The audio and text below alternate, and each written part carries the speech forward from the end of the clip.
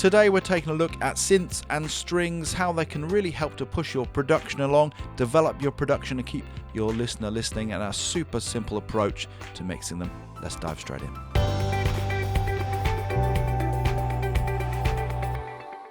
Okay, so I've got these two lines. I've got a violin and a theremin.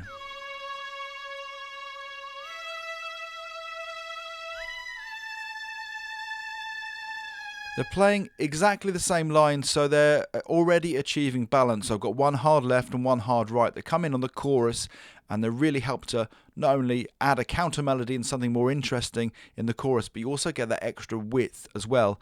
If I was to have just the one, then my mix might start to feel somewhat unbalanced. So most of the time I really aim in production to make sure that if I've got counter melodies going off, that I'm still maintaining balance within my mix and it doesn't feel side heavy with just strings on one side or just a synth on the other.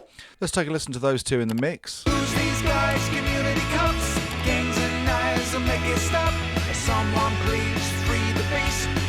I've employed a super simple mix method when it comes to mixing the strings. They're not a big focus of the mix, but I want to make sure there's nothing down there that's getting in the way of the clarity of my kick and bass, even though it's a violin.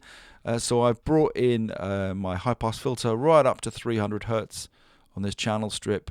I've also brought in some saturation, which I find really helps to bring a little bit more energy and realism to strings, obviously particularly if they're MIDI strings like these ones are.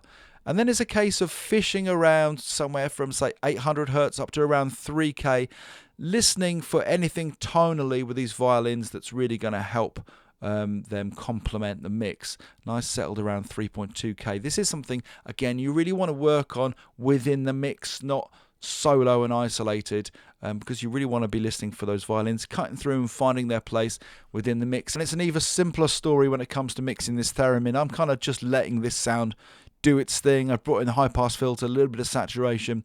I guess if it was sounding harsh, if it was causing an issue or conflicting with anything in the mix, then you could do a bit more work on it. But I'm finding it's pretty low level, it's doing its job, and it's not really conflicting with anything.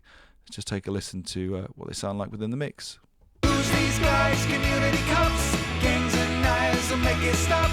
Someone please free the bass. And now we got live. Who's these guys? So the simple takeaways here are: try to keep things balanced in your mix. If you're bringing in counter melodies, try and bring something in happening also on the other side, so your mix doesn't start to sound side top heavy, if you like. Secondly, have fun. Bringing in that theremin sound wouldn't be a typical sound that you'd think to bring in on a song like this. I had it on the original demo. I took it away in an album version I recorded 10 years ago, and I always missed it. So I brought it back in for this version, recording for the Mix Smart Kickstart, and I really like it. It's ear candy. It brings something new to the mix, and it can really help to bring some originality into your productions. And the third takeaway is, just because we've got so many cool plugins in our plugin collection doesn't mean that you have to use them. Sometimes it can simply be the case of bringing in a high-pass filter, bringing in a bit of saturation, cutting and boosting just a taste tonally within the mix. I've got a free 7 steps mix method guide. You can grab it right now below this video. You can also check out a whole bunch of home studio production and mix courses. Link again is below this video. 10% off those courses right now I'm going to give you with coupon code YouTube10. Of course, don't forget to like and subscribe. Most importantly, go and have yourself a great day.